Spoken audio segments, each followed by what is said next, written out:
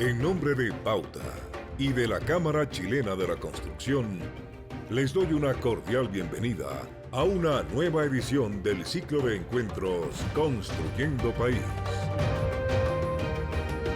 que hoy aborda la temática Los nudos constitucionales que se vienen después del plebiscito.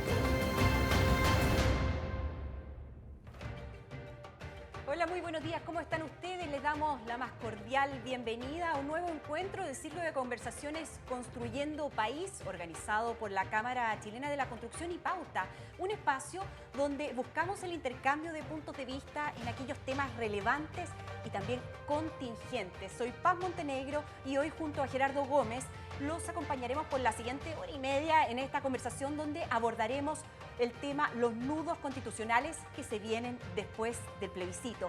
Saludamos a quienes hacen esto posible, porque enfrentar esta crisis es tarea de todos. Te invitamos a conocer los beneficios que la Caja de Herramientas tiene para todos tus trabajadores. Ingresa en www.cajadeherramientas.cl y descubre ayudas por la pandemia, capacitaciones, orientación laboral y mucho más. Caja de Herramientas de la Cámara Chilena de la Construcción, la solución es obra de todos. Y saludamos también a Habitat. Tus ahorros son tus ahorros y en AFP Habitat tienes la tranquilidad que están y que los hacemos crecer con la mejor rentabilidad. Bueno, la ciudadanía, como todos sabemos, se expresó en las urnas el pasado domingo 25 de octubre y los chilenos, por una amplia mayoría, aprobaron la elaboración de una nueva constitución por una convención que será 100% electa en abril próximo.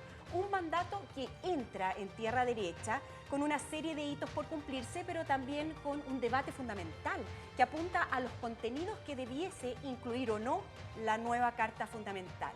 Les contamos cómo vamos a hacer este diálogo, esta conversación. Bueno, en un primer bloque estará Gerardo Gómez conduciendo la conversación acerca de aquellos nudos que tienen que ver con aspectos más bien políticos y lo hará con dos invitadas que han aportado desde su conocimiento y experiencia a la discusión pública. Ellas son Natalia González, abogada y directora de Asuntos Jurídicos y Legislativos de Libertad y Desarrollo, y también Carolina Toá, cientista política, exdiputada, alcaldesa y exministra vocera de gobierno. Luego vamos a abordar aquellos elementos que podríamos definir como más económicos, pero siempre partiendo desde un punto de vista más político, una perspectiva política.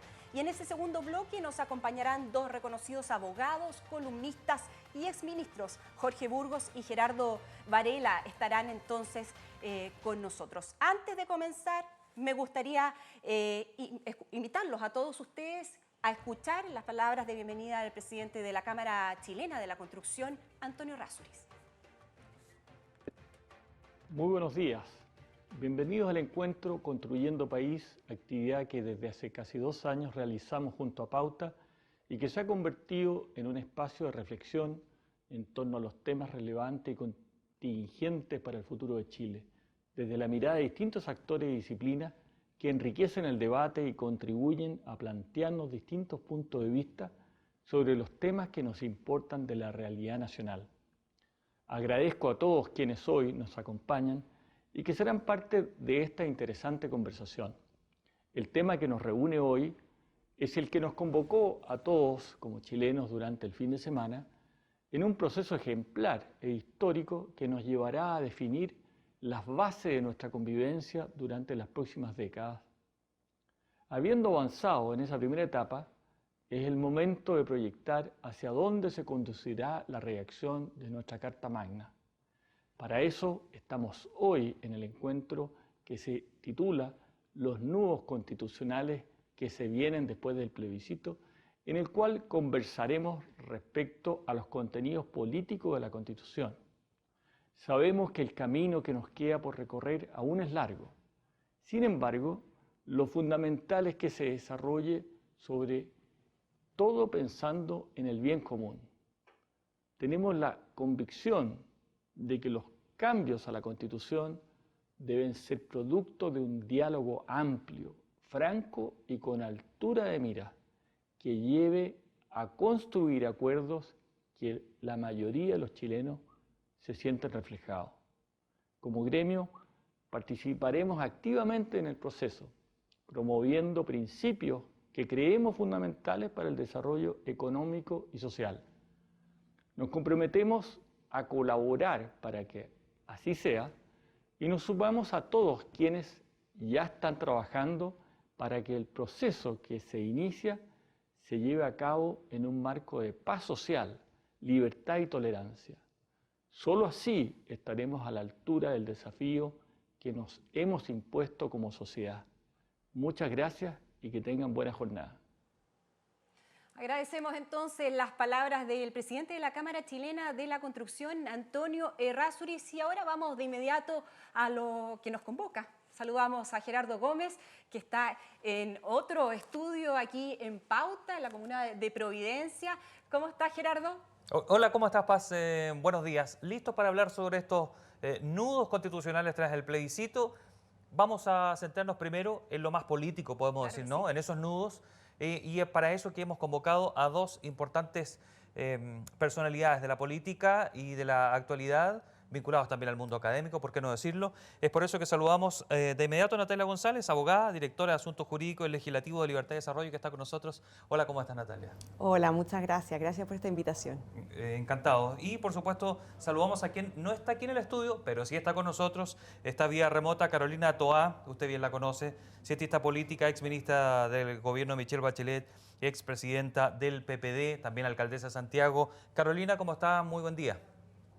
Muy buenos días, muy bien, gracias. Carolina, para comenzar, hagámoslo con usted mismo. La idea es que hablemos unos 5 minutos cada una de ustedes para entregarnos un perfil de lo que ven de este proceso que se inicia hoy o tras el domingo y dónde ven esos principales nudos, los acentos políticos y luego comencemos a desglosarlos. ¿Le parece? Comencemos con usted, Carolina. Bueno, muy buenos días. Gracias por esta invitación, Gerardo. Natalia, gusto estar aquí en este debate. Tenemos muchos nudos y desafíos, tenemos yo creo una gran esperanza también, y creo que es importante entender que para distintos sectores, para distintos grupos, los desafíos son diferentes.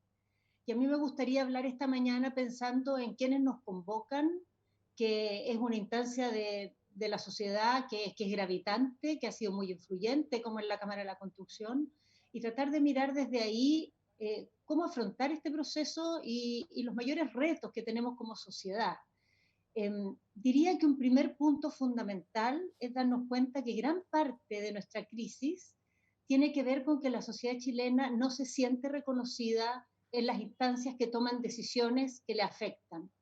Y no solo no se siente reconocida, sino que además nuestra capacidad de tomar decisiones como sociedad ha ido bajando y hay decisiones que son importantes, que son urgentes y no logramos tomarlas. Se trancan, se demoran en exceso y cuando se adoptan, la ciudadanía no se siente reconocida en ellas. En la Constitución hay varias herramientas para poder enfrentar este problema. La primera tiene que ver con ir hacia una arquitectura del poder distinta, una distribución del poder distinta, en que tomemos medidas que nos permitan que en las decisiones se sienta más reflejada la pluralidad, la diversidad de la sociedad chilena.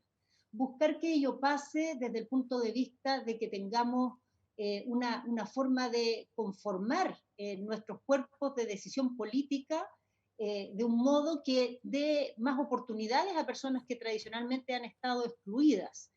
Pensar de manera que tengamos una distribución del poder con los territorios diferentes, que vayamos realmente a un Estado mucho más descentralizado, con las regiones, con las comunas, que además están mucho más legitimadas que otras instancias de poder, tomando más decisiones. Pensar y apuntar a que el concepto que se logró instalar en la convencional, que es el de la paridad, permee toda la Constitución y tengamos una carta magna que tenga una mirada de género y que se haga cargo de que somos una sociedad con mujeres y con hombres y que esté presente esa perspectiva en todas las decisiones y particularmente que el poder lo organicemos de una forma paritaria.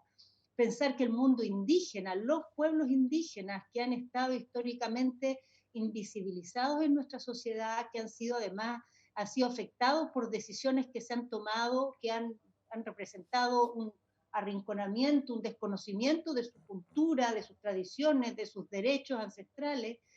Bueno, revertir eso, incorporar no solo un reconocimiento, yo creo que tenemos que ir mucho más allá, tenemos que tener de manera permanente escaños reservados, tenemos que reconocer espacios de decisión más autonómicos a los pueblos indígenas. Todas estas medidas, junto con un cambio bien relevante en el sentido de una democracia que dé más espacios de participación. Yo no soy de la gente que quiere reemplazar la representación por una democracia plebiscitaria, no creo en eso, pero creo que una democracia sana en una sociedad exigente como esta debe combinar una representación más moderna con formas de participación más permanente. Y hay experiencias muy buenas en el mundo que podemos replicar que de alguna manera complementen. Pero yo decía que no solo necesitamos que las personas estén mejor representadas en el poder, también necesitamos que se puedan tomar decisiones, que no se demoren tanto, que no se tranquen. Y para eso lo vital es que las mayorías operen. Nosotros tenemos una democracia contramayoritaria, que para una gran cantidad de decisiones no permite a las mayorías actuar y exige unos quórum más altos que impiden que se tomen decisiones porque muchas veces no están esos quórum. En las democracias del mundo, las más reputadas, no existe ese tipo de normativa, salvo para cosas muy, muy excepcionales. En Chile es algo generalizado y con quórum muy exigente. Entonces, tenemos que dejar que opere la mayoría, pero también facilitar un sistema en que esté más alineada la orientación del Ejecutivo con la del Parlamento. Y hay institucionalidad que permite métodos de ese tipo. Una que se está discutiendo mucho en esta etapa son todas las modalidades de gobierno más parlamentario o semipresidencial. Podemos discutir la fórmula, pero el concepto de que tener gobiernos que se eligen con un programa, pero después no tienen mayorías en el Congreso para implementarlo, resulta muy frustrante para los ciudadanos. Entonces, si combinamos estas dos cosas y las combinamos además con un sistema menos presidencializado, no resiste. La sociedad hoy día, la realidad es muy compleja y no hay posibilidad de que un grupo tan pequeño de gente pueda tomar decisiones en campos tan diversos. Entonces está toda esta área primera de habilitar una mejor representación de la sociedad en las decisiones y habilitar que las decisiones funcionen, que se puedan adoptar.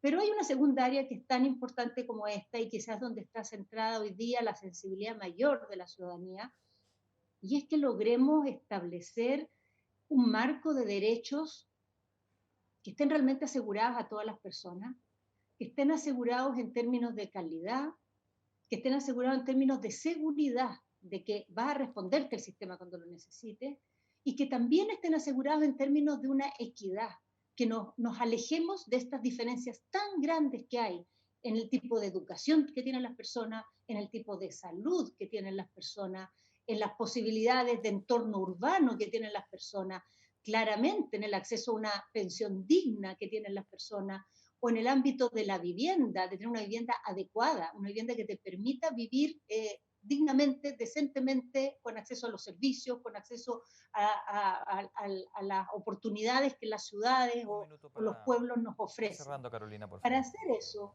hemos sabido que históricamente en Chile tenemos un gran debate sobre cuánto el Estado, sobre cuánto pueden aceptarse proveedores privados, si la provisión es mixta, si no es mixta, si existe el derecho a elegir, no existe el derecho a elegir. Y esas discusiones probablemente van a seguir, no se van a terminar por esta etapa en que estamos.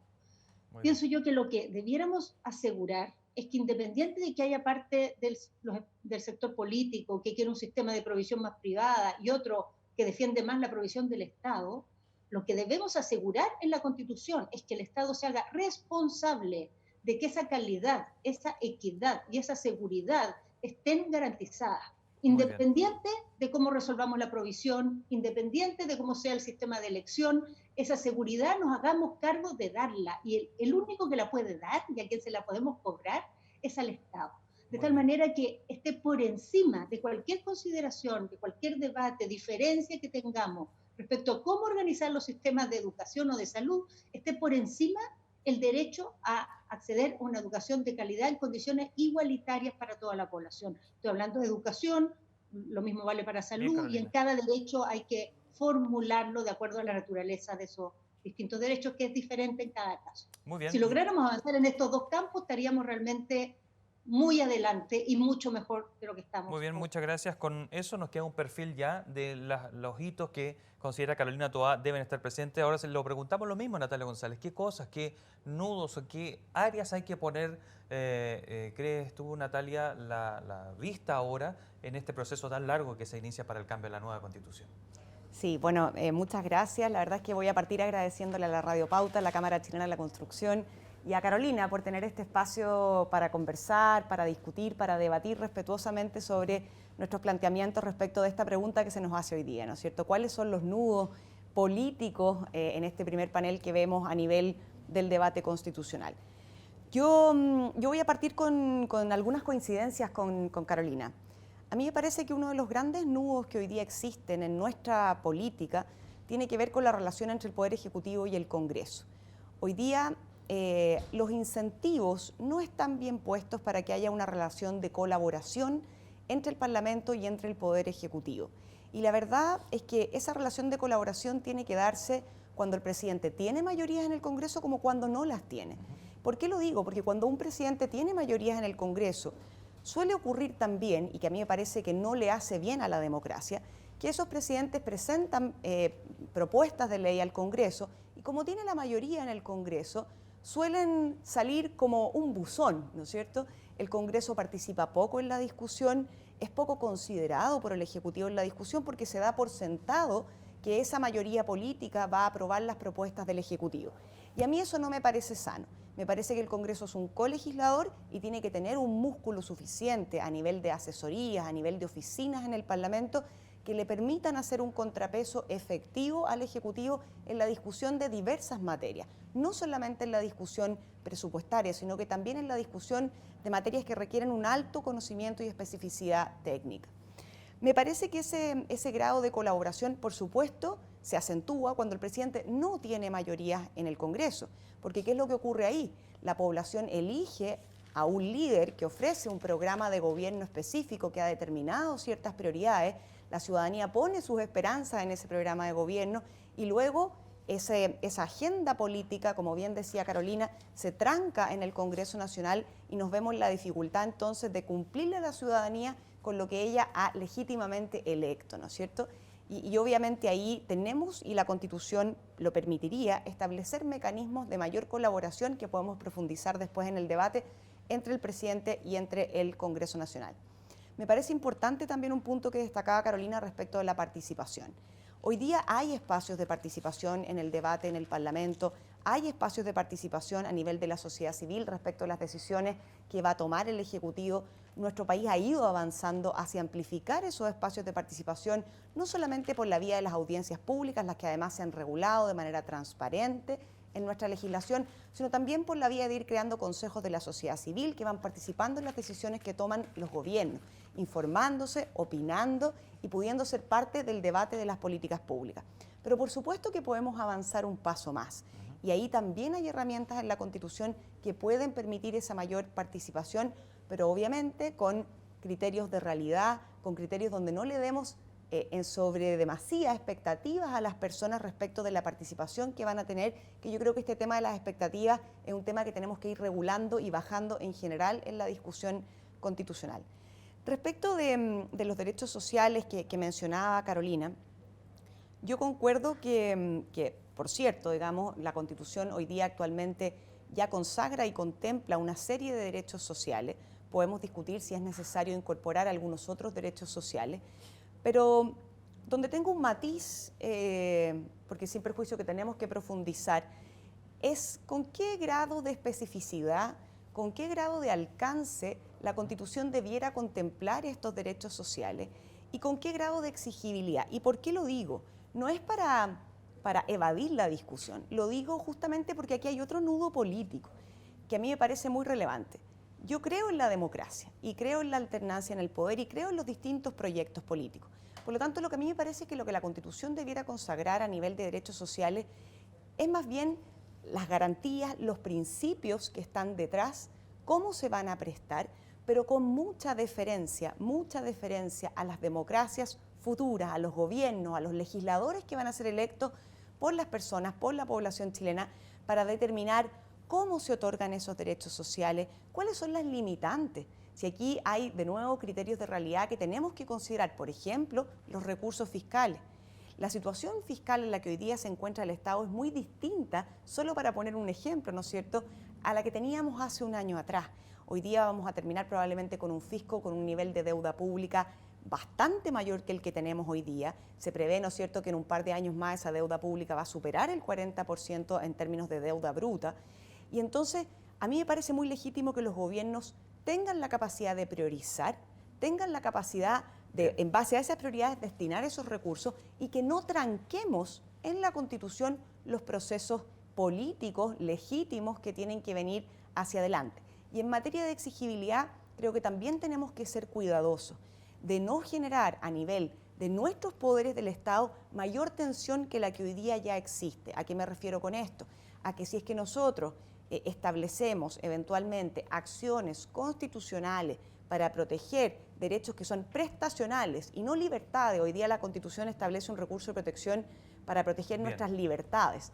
Si tú estableces mecanismos judiciales en la Constitución para proteger derechos prestacionales, podemos generar una tensión, una pugna entre el Poder Judicial y entre el Poder Ejecutivo, cuestión que a mí me parece que tenemos que ser cautelosos para no profundizar en los problemas institucionales.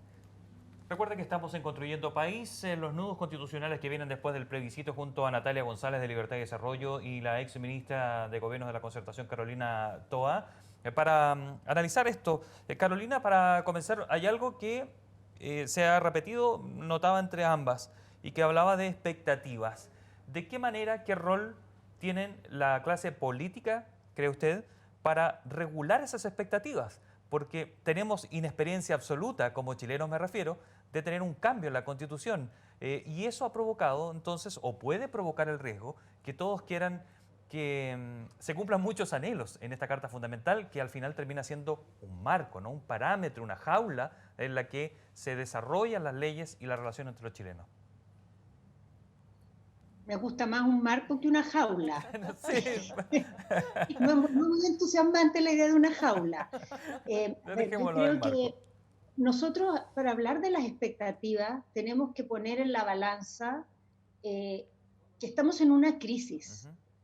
Es una crisis que se ha arrastrado por mucho tiempo, que ha dado señales por más de una década, lleva 15 años dando señales muy relevantes de que hay una insatisfacción, que hay una frustración y que hay una incapacidad de nuestro sistema de dar respuesta a estos planteamientos que la sociedad a gritos está planteando hace tiempo.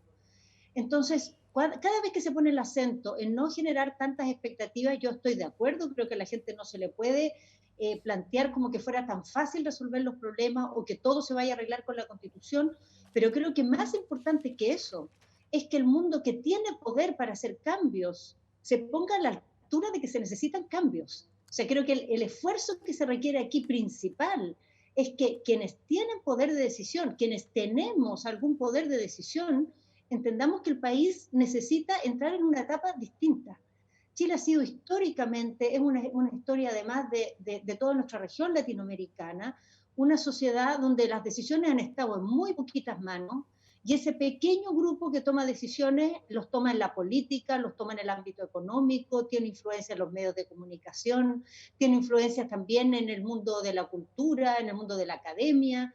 Esa concentración que ha sido histórica, hoy día no es aceptada porque la sociedad es diferente. Las personas tienen acceso a otra posibilidad de educación, llevan mucho tiempo escuchando que queremos ser una sociedad donde exista igualdad, donde todos seamos iguales ante la ley, y por lo tanto muchas cosas que se toleraban en el pasado o se consideraban naturales y que no tenían solución, ahora ya no se pueden tolerar.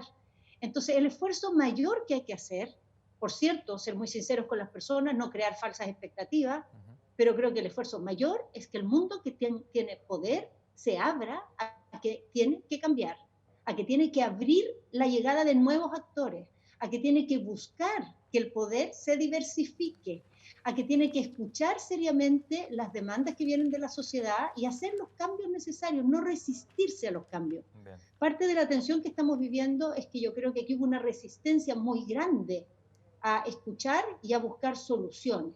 Quisiera decir dos palabras sobre lo que decía Natalia. No es que la gente elija un presidente, una presidenta y le entregue un programa, le entregue apoyo a un programa y después ese pobre presidente se encuentre con un Congreso que no lo apoya, porque al Congreso también lo elige la gente.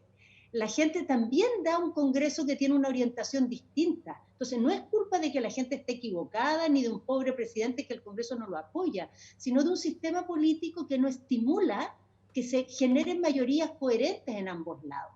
Para defenderse de esto que Natalia decía, de un Congreso que ocupa, un gobierno que ocupa el Congreso como buzón, lo que tenemos que hacer es fortalecer al Congreso, darle herramientas más poderosas para poder tener iniciativa en ámbitos donde no la tiene, para poder intervenir en las urgencias que hoy día no puede intervenir, para poder tener herramientas de fiscalización más fuertes, para tener asesorías más poderosas, más, digamos, homologables con las que tiene el Ejecutivo. En fin, hay mucho que podemos hacer para que el Congreso tenga más fuerza para hacer su trabajo. Pero lo que no podemos hacer es desconocer que el Congreso también lo elige la ciudadanía. Bueno, y tiene un mandato que la gente le dio. ¿Te parece, Carolina? Preguntémosle lo mismo, Natalia. Lo mencionaba Carolina todo al principio, ella hablaba de una nueva arquitectura.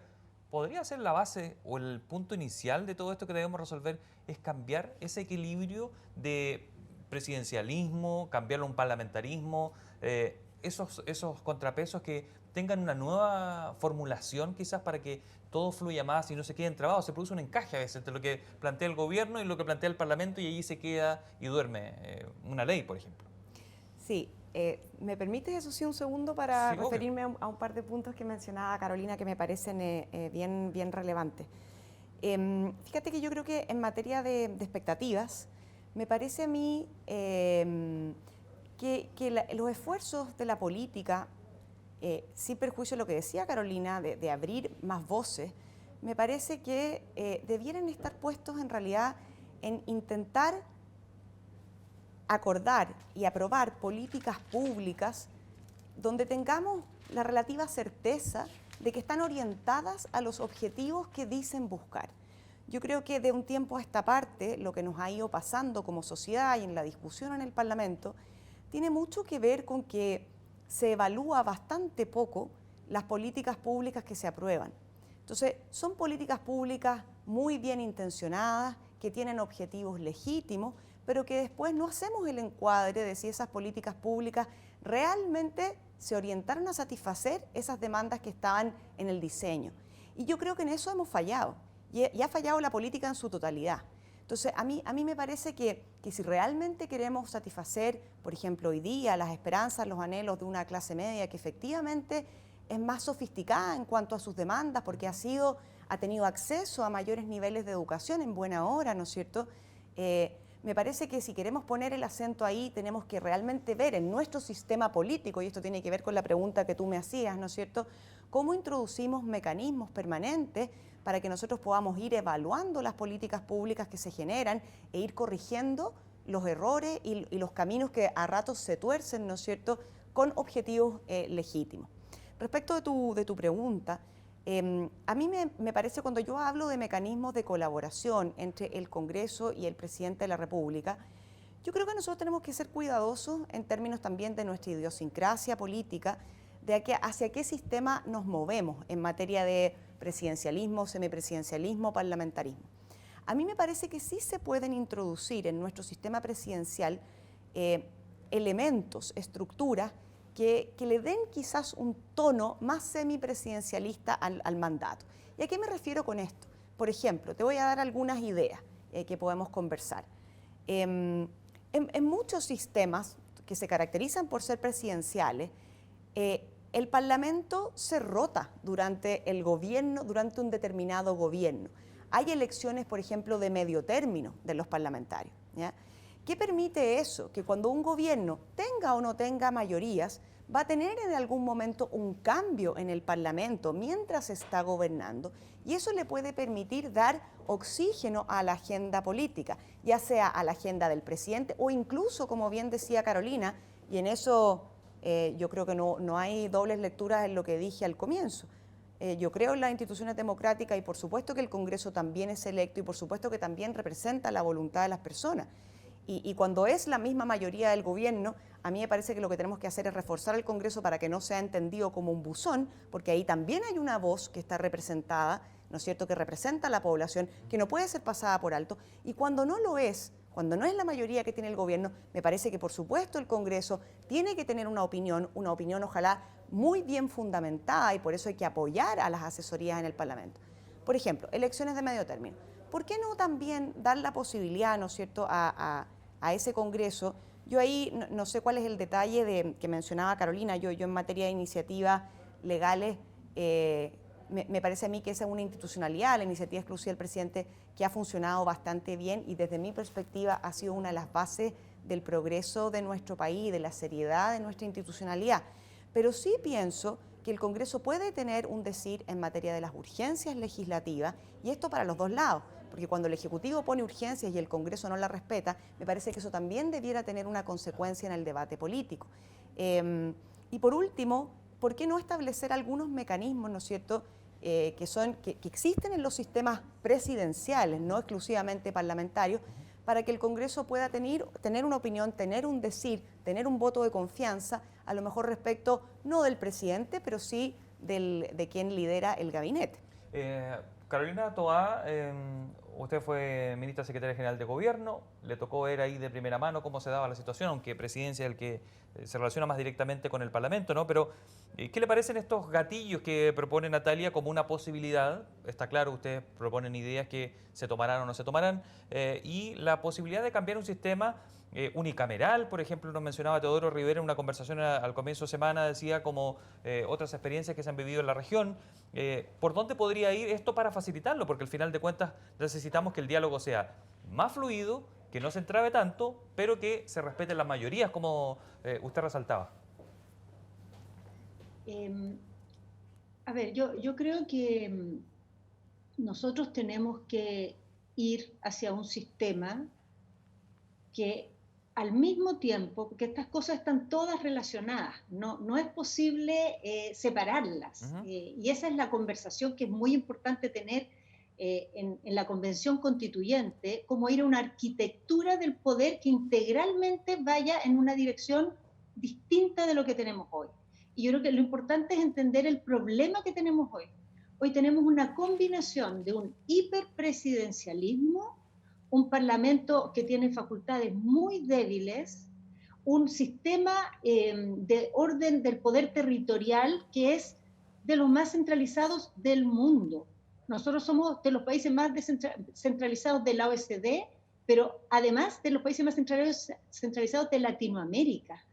Eso es algo imperdonable. En general, los países a mayor desarrollo son más descentralizados. Nosotros somos uno de los países más desarrollados de la región, pero el más centralizado. Entonces, todas estas cosas combinadas, junto con una fórmula de reconocimiento de los derechos sociales que es débil porque el reconocimiento de los derechos sociales en contrapeso al derecho que tienen los proveedores, el derecho de los proveedores está más protegido que el derecho de las personas. Y eso es la práctica que ha ido generando todo esto junto, la combinación de todos estos elementos, más no reconocimiento de los pueblos indígenas, la falta de mecanismos de participación directa que puedan destrabar ciertas situaciones. Por ejemplo, en ciertos países hay plebiscitos derogatorios. Cuando una ley se aprueba en el Congreso, pero tiene un amplio repudio ciudadano, hay mecanismos por los cuales el sistema puede corregir eso. Nosotros no tenemos esos mecanismos. Entonces, todo esto junto nos ha llevado a que las personas se sientan extremadamente enajenadas de las decisiones, no incorporadas, no reconocidas, y crecientemente vayan acumulando una sensación muy fuerte de frustración, una sensación muy fuerte, yo diría, de rabia con la manera en que funcionan nuestras instituciones. El sistema al que vayamos podemos tener muchos debates, hay muchas combinaciones distintas. Lo que yo creo que hay que asumir, y no alcanzo a ver esa disposición todavía en las palabras de Natalia, es que tenemos que ir a un cambio orgánico, tenemos que ir a una concepción distinta de apertura, tenemos que ir a una concepción en que la sociedad realmente se ponga como una sociedad madura, capaz de tomar decisiones, que no hay que ponerle tantas cortapisas, que realmente confiamos en que pueda estar de protagonista de su futuro. Y creo que En eso no nos podemos equivocar. Fórmulas podemos tener muchas, hay matices, todos los temas son discutibles, ninguna receta es perfecta, pero la orientación en que vayamos yo creo que no puede ser ambigua, no puede dar confusión. Una apertura del poder y una manera de tomar decisiones que facilite, que cuando hay diferencias se acuerden salidas. Y para eso la operación de las mayorías en una democracia es fundamental, y si me pregunta a mí me apura. Me dice, el principal problema de esta Constitución no deja operar las mayorías. Natalia, ¿coincide con eso? Ahí propone o plantea un tema bien interesante que dice que hay un desequilibrio de derechos sociales y por derechos proveedores, me parece que así lo entendí yo. Los derechos de los proveedores. De los proveedores. Sí. Mira, yo para ser bien sincera y bien concreta, más bien clara respecto del planteamiento que hace Carolina, yo no puedo estar más de acuerdo con que aquí haya una apertura del poder, y es más, voy a sumar otra cosa más. No puedo estar más de acuerdo con la idea de que hayan controles, pesos y contrapesos en el poder justamente para proteger a los ciudadanos. ¿Asumes que no están ahora? No, yo no asumo, estoy haciendo una respuesta al emplazamiento que me hace, que bien me hace Carolina, porque a mí me parece que la apertura en el poder, la descentralización del poder, no puede acercarse más a la idea de que los ciudadanos, ¿no es cierto?, las personas que nos vemos enfrentados cotidianamente a diversos problemas y tenemos que solucionar esos problemas, siempre recurrimos, ¿no es cierto?, primero a nuestros círculos más cercanos, ¿verdad?, para solucionar esos problemas, y después recurrimos a la sociedad civil más cercana para continuar solucionándolo. Esto es muy de sentido común. Cuando una persona tiene un problema, recurre a su familia. Después de la familia, ¿no es cierto?, uno recurre a los otros núcleos de la sociedad, y no solamente para los problemas, para la satisfacción de nuestras demandas. Y ahí entran los colegios, las universidades, los empresarios, ¿verdad? Porque nosotros no nos bastamos a sí mismos, no tampoco lo logramos solamente a través de la familia, sino que también recurrimos a los organismos de la sociedad civil para satisfacer nuestra necesidad de educación, de trabajo, de emprendimiento. Entonces, no puede haber nada más cercano, digamos, y comparto plenamente con Carolina, de que la descentralización del poder, de acercar, por ejemplo, el poder a las personas respecto de los municipios, de los gobiernos regionales, a mí me parece que esa es una idea que no puede estar más cercana a creer, ¿no es cierto?, que las organizaciones, en la medida que están más cerca de las personas, son más capaces de entender y de resolver esos problemas. Ahora, obviamente, esta apertura del poder, con la que yo concuerdo, digamos, tiene que tener pesos, controles, contrapesos, porque justamente eso va en protección de los derechos de los ciudadanos, y te lo planteo de la siguiente manera. Hoy día, ¿no es cierto?, estamos debatiendo en el Congreso un segundo retiro del 10% de los fondos de pensiones. Y la verdad es que en esta materia, y podemos tener mucha discusión, ¿no es cierto?, hay una serie de controles que nuestra Constitución actual, que es la que nos va a regir hasta que no se publique una nueva, ¿verdad?, están puestos en favor de los ciudadanos. Está el control de la iniciativa exclusiva, está el control de los quórums de aprobación, que desde mi perspectiva, y ahí tengo una diferencia bien grande con Carolina, los quórums altos de aprobación no tienen que ver con restringir la voluntad de las mayorías. Desde mi perspectiva, y lo digo con mucho respeto porque esto es una materia que también, por supuesto, admite debate, los quórums de aprobación tienen dos finalidades cuando son más altos que una simple mayoría. Uno, darle estabilidad a ciertos sistemas que requieren estabilidad en el tiempo y no deben ser cambiados cada año. Por ejemplo, el sistema electoral. Tú sabes que la ley electoral tiene un quórum de aprobación mayoritario, supramayoritario, que no es el de una simple mayoría. Varios de sus artículos son por 4/7, otros incluso lo son por 3/5, ¿ya? ¿Y por qué es eso? Porque a mí me parece razonable y prudente que el sistema electoral, así como otros sistemas, como el sistema educativo también, no estén susceptibles a ser cambiados año a año, por poner la cosa, digamos, en una cosa exagerada, en el extremo, ¿no es cierto? Porque requieren estabilidad en el tiempo. Y en segundo lugar, me parece que hay ciertas materias donde también es razonable, y lo tienen así también otros países, contemplar leyes contramayoritarias. ¿Por qué? Porque, por ejemplo, si el Congreso decidiese, ¿ya?, limitar, restringir nuestros derechos esenciales a través de una legislación, a mí me parece que si se va a tomar esa restricción, que el Congreso pudiese hacerla, Esa restricción tiene que tomarse entonces por un quórum de una mayoría superior a la mayoría circunstancial que impera en ese momento, porque justamente lo que se va a afectar son nuestros derechos y nuestras libertades como ciudadanos, y uno quisiese que ahí también se contemplaran de nuevo pesos y contrapesos para que esas libertades no se afectaran en demasía. Preguntémosle, ¿te parece, Natalia, también a Carolina Toá? ¿Pudiese hacer un último punto? ¿Sí? Yo entiendo lo que dice Carolina respecto del hiperpresidencialismo, porque si uno efectivamente mira digamos, en nuestra legislación, así pareciera concluirse. Pero yo creo que también tenemos que mirar lo que ocurre en la realidad cuando tenemos gobiernos que no tienen mayorías en el Congreso. Y ahí me parece que esa realidad choca, de alguna manera, con lo que tenemos escrito en nuestra legislación. Y la realidad lo muestra hoy, ¿no es cierto? Hoy día tenemos un Congreso que nadie, creo yo, pudiese decir que no está empoderado. Al revés, yo lo que me temo hoy, y lo digo con mucha responsabilidad, es que estos pesos y contrapesos que justamente también tiene el Congreso se han ido debilitando, nuestra institucionalidad se ha ido debilitando, y quienes perdemos cuando eso ocurre son los ciudadanos. Preguntémosle a Carolina Toá. Carolina, ¿tienes alguna coincidencia o discrepancia también con eso, el tema de los contrapesos y los quórum, que al final de cuentas se supone quieren que evitar que mayorías circunstanciales, ¿no?, tomen decisiones que puedan ser complejas, ¿no?, y no favorece el acuerdo? ¿O dónde nos estamos equivocando en esa interpretación, a tu juicio? A ver, yo creo que tenemos que mirar nuestra realidad, nuestra experiencia. Yo creo que en eso nos dice mucho. La mayor estabilidad de los sistemas sociales y políticos se logra cuando adquieren legitimidad. La mayor inestabilidad se provoca cuando la gente siente rechazo por ello. Muchos países que no tienen ninguno de estos quórum gozan de gran estabilidad porque la sociedad se reconoce en sus instituciones. Nosotros estamos lejos de tener un problema en que las cosas se cambian todo el tiempo y estemos en algo errático, de idas y venidas. Más bien el problema que tenemos es el contrario, que por décadas hemos tenido mayorías políticas que son críticas de cómo está organizado, por ejemplo, el sistema de salud o cómo está organizado el sistema de educación, y a pesar de que son mayorías, que incluso en algunos momentos han sido mayoría en el Parlamento y en el gobierno, no logran cambiar estos sistemas. Entonces, la enfermedad que tenemos es esa, no la contraria.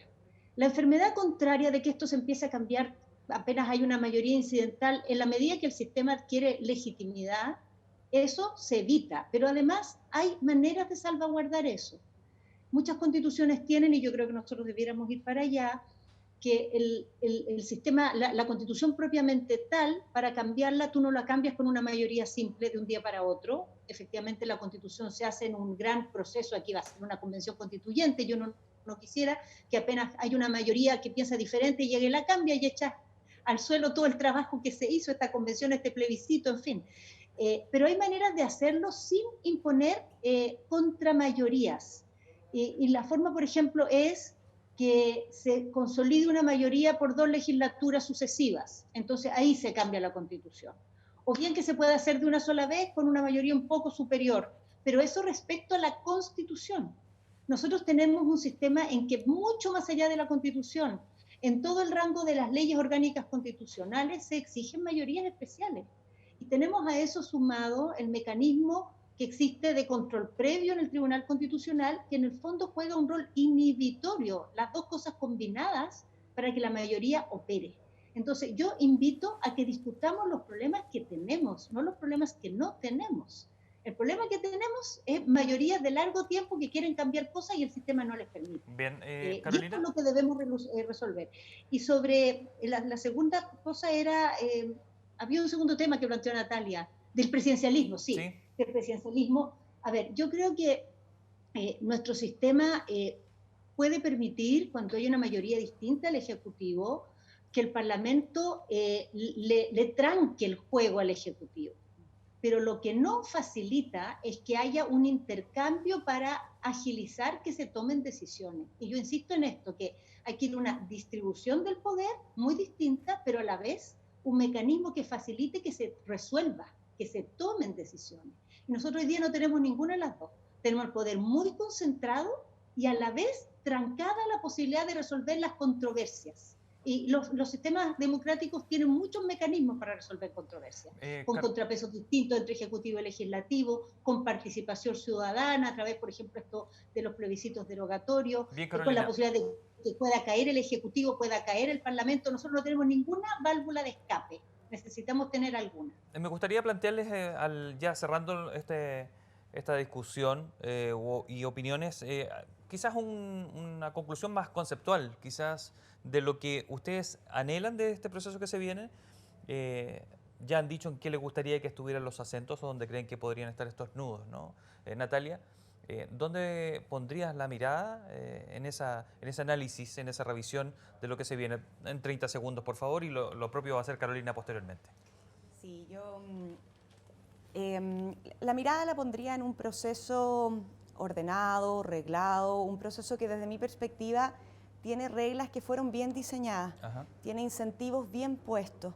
Yo valoro lo que hizo la Comisión Técnica el año pasado, que terminó aprobándose casi en los mismos términos en el Congreso.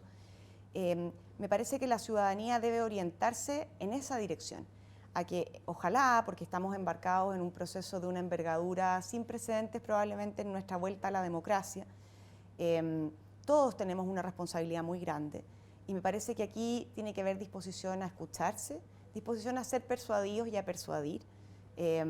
Ojalá los constituyentes que vayan a esta convención vayan con esa disposición y ojalá sean los más meritorios, los mejores, para abarcar una serie de aspectos.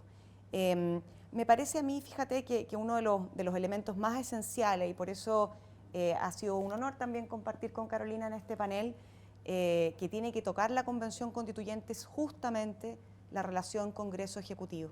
Yo creo que cuando nosotros decimos hoy día que hay temas que son de la Constitución y temas que son propios de las políticas públicas, tenemos que estar a la altura para que esos temas propios de las políticas públicas se resuelvan con políticas públicas. Y la forma de resolverlos con políticas públicas es que Ejecutivo y Congreso actúen colaborativamente.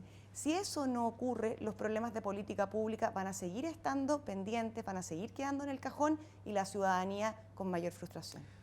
Carolina, toda la misma pregunta, la idea, lo conceptual que espera de este proceso que se nos viene de aquí en más, en 30 segundos, por favor.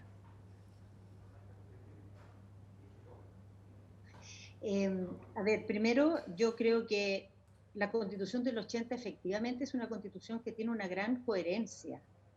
El problema es que la coherencia que tiene está muy centrada en mantener las definiciones que se tomaron en ese momento, sin democracia, y ponerle muy cuesta arriba a la democracia y a la sociedad cambiar algunas de esas definiciones.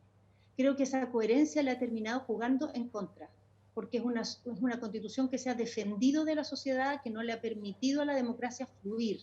Y a lo que tenemos que ir, creo yo, es una democracia donde conversando, discutiendo, establezcamos acuerdos básicos en las cosas fundamentales. Una de ellas básica son los derechos que vamos a asegurarle a las personas, el compromiso de la sociedad con la ciudadanía respecto a esos derechos que vamos a garantizar, pero que al mismo tiempo reconozcamos que hay una cantidad de materias donde va a haber desacuerdos, va a seguir habiendo debate y el sistema tiene que permitir que eso fluya.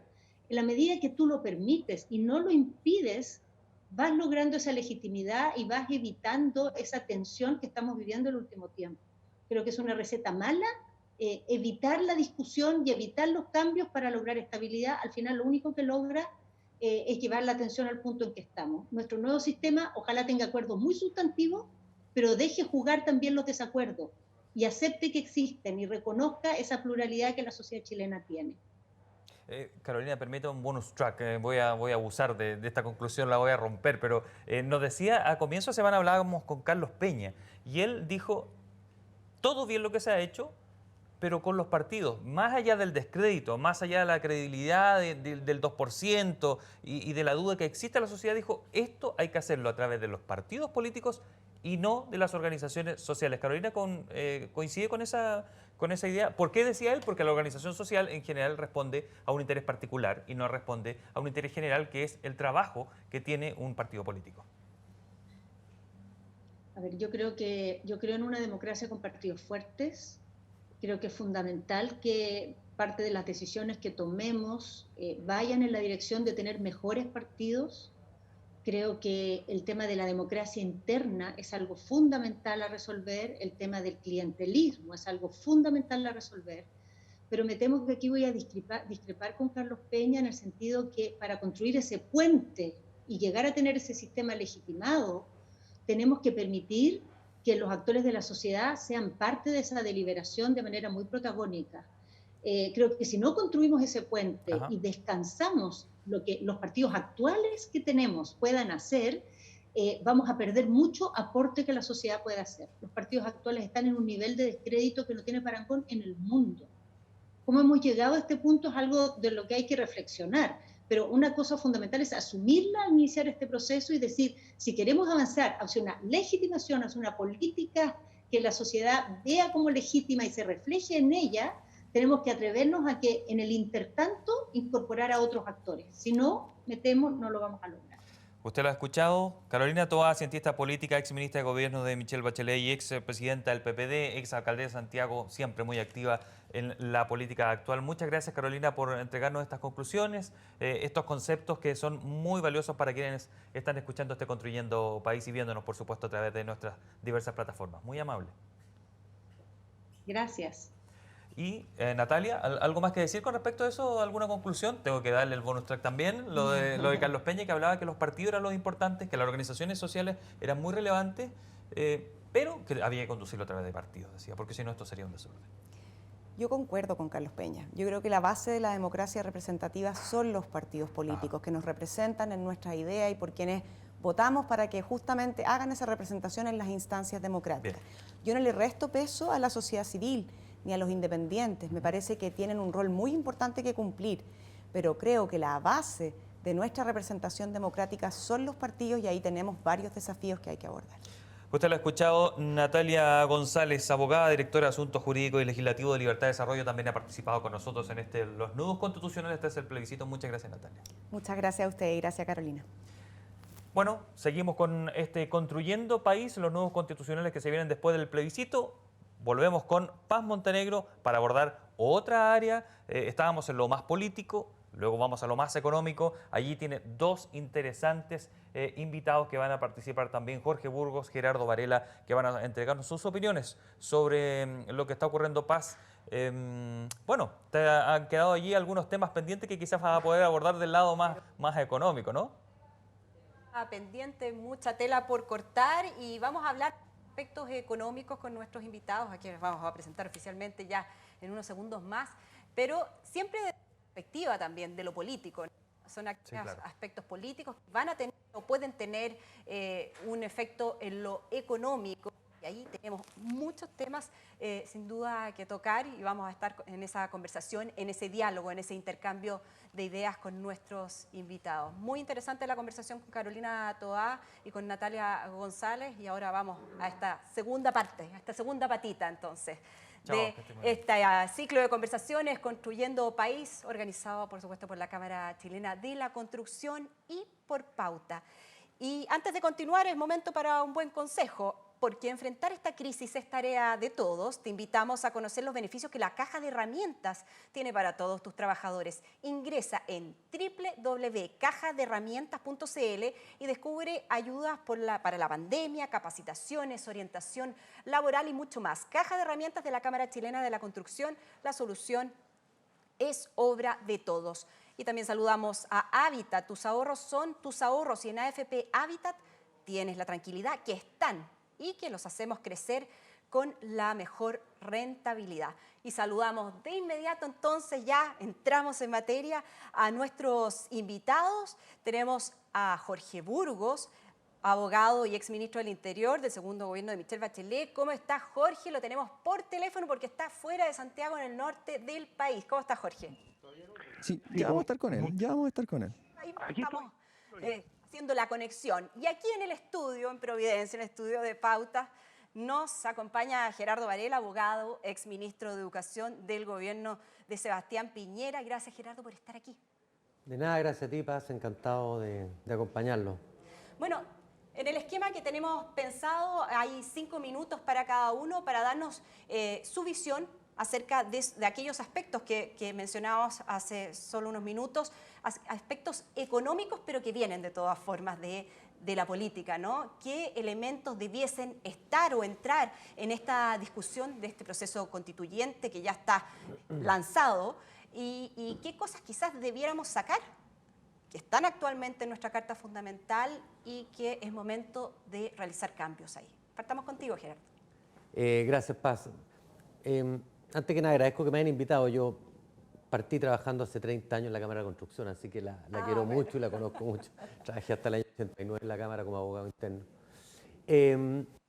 A ver, lo primero que yo creo que no existe la posibilidad de divorciar política y economía, digamos. O sea, la economía es extraordinariamente sensible a la estabilidad política y jurídica. Lo que vamos a ver por delante estos próximos año y medio o 2 años que quedan con mucho proceso eleccionario y con incertidumbre jurídico y política, es por supuesto un resentimiento de la economía, digamos. La gente empieza a tomar algo de distancia y cautela, digamos. Ahora, yo creo que aquí, afortunadamente a esta altura del siglo XXI ya se sabe qué es lo que es bueno para la economía y qué es lo que es malo para la economía. No es ciencia oculta. No, hace 100 años uno podía especular, digamos, hoy día basta ver la historia y hay cosas que funcionan y otras que no funcionan. Por supuesto, siempre tenemos desafíos nuevos y hay que saber cómo enfrentarlos, pero hay cosas que funcionan. Y yo creo que esas, hoy día muchas de ellas ya están en la Constitución. Uno, derecho de propiedad. 2, proporcionalidad de los tributos, que no puedan ser manifiestamente desproporcionados e injustos, que no sean regresivos. Disciplina fiscal, que el Estado no gaste más de lo que genera, digamos. Que el Estado no crezca excesivamente a costa del sector privado. Que haya un Banco Central independiente que se preocupe de la inflación. No hay nada más conspirador en contra del desarrollo de un país, en contra de la lucha para superar la pobreza que la inflación. Tener un Banco Central independiente central en la arquitectura constitucional chilena, digamos. El derecho de propiedad no es un privilegio de unos pocos, es un derecho de los muchos. Es una protección que tienen los ciudadanos frente al poder del Estado. La democracia nace en Grecia a partir de pequeños propietarios agrícolas que se juntan a vender sus productos en un mercado y a discutir las cosas de la polis. Eso se logra a través de iguales, y esos iguales son efectivamente propietarios, digamos. Por eso que es tan importante que la persona pueda ser dueña de su casa, dueña de su local comercial, dueña de su pyme, dueña de sus acciones, dueña de su AFP, dueña. Es importante que para fortalecer democracia hagamos muchos propietarios. Entonces, eso es la importancia del derecho de propiedad, no un privilegio de unos pocos, es un límite al poder del Estado. Entonces, yo creo que la democracia no existe cuando son puros funcionarios, la democracia existe cuando son personas libres, que libremente confluyen en una plaza pública a debatir. Y eso es lo que se ha logrado con el Congreso. En fin. Entonces, yo creo que aquí lo que hay que tratar de hacer es mantener lo bueno de la Constitución y cambiar algunas cosas que efectivamente están mostrando que son disfuncionales, digamos. ¿Cómo cuáles? Tú no puedes tener un presidencialismo como el que tenemos con un sistema proporcional en el Parlamento, que tiene 17 partidos donde no hay ningún liderazgo ni régimen de mayoría, porque cuesta mucho gobernar así. Entonces, la gente, ¿por qué está frustrada? Porque ve que no hay avances en temas que en condiciones normales, con un Congreso disciplinado, ordenado, en torno a grandes núcleos políticos, debiera poder funcionar. Hay un consenso entre los técnicos respecto a lo que hay que hacer en previsión y todavía resulta que no se puede mover. Esa disfuncionalidad del sistema político yo creo que hay que atacarla y resolverla. Yo estoy de acuerdo con lo que escuchaba ahí a Natalia y Carolina, digamos. Hay un tema central de que fuimos parchando por parte y pieza la Constitución del 80, que tenía una arquitectura y un diseño. Uno puede estar en desacuerdo, digamos, pero lo que no puede hacer es cambiarla por parte y pieza y hacerla enteramente disfuncional. Hay un elefante en la vidriera que está ahí. Claro, armamos un equeco, digamos. Y a veces, y yo en esto creo que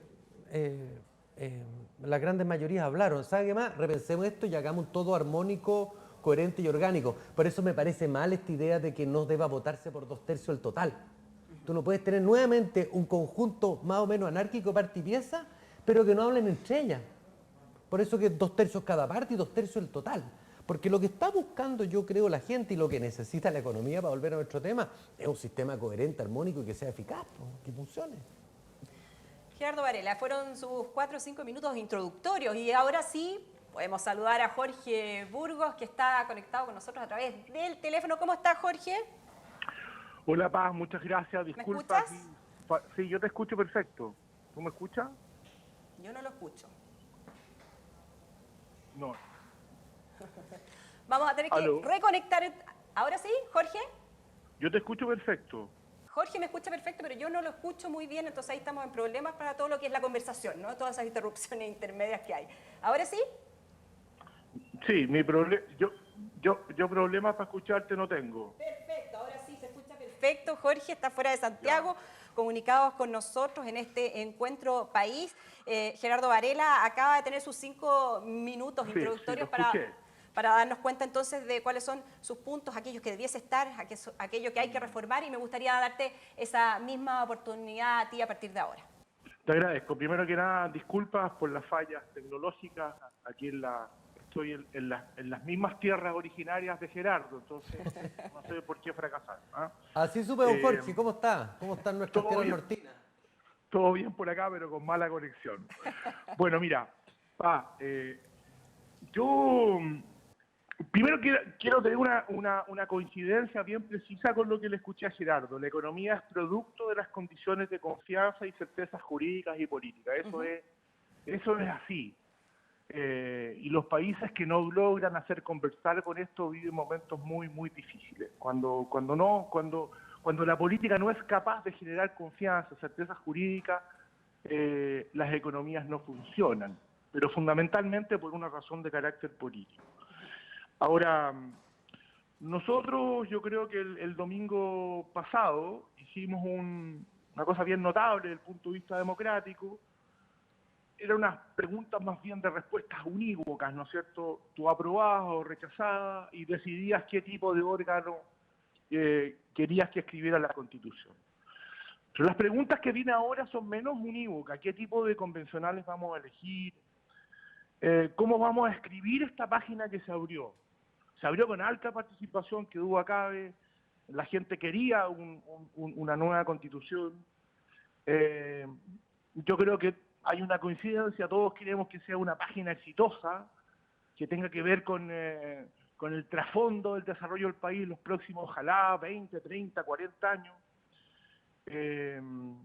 Yo creo además que esta página sustituye a otra página que ha sido exitosa en general, muy exitosa. Aunque algunos de sus autores principales hayan decidido no defenderla y algunas veces negarla. Esta página, como te decía, a mi juicio está por escribirse, se escribe a través de su ley fundamental. Yo espero una cosa que le escuché el otro día en un foro bien interesante a Enrique Correa, que no sea una constitución de los vencedores, que no sea una constitución hostil, que sea una constitución que no dé paso ni a la intolerancia ni a la violencia. En fin, que haya un Estado más extendido en la protección.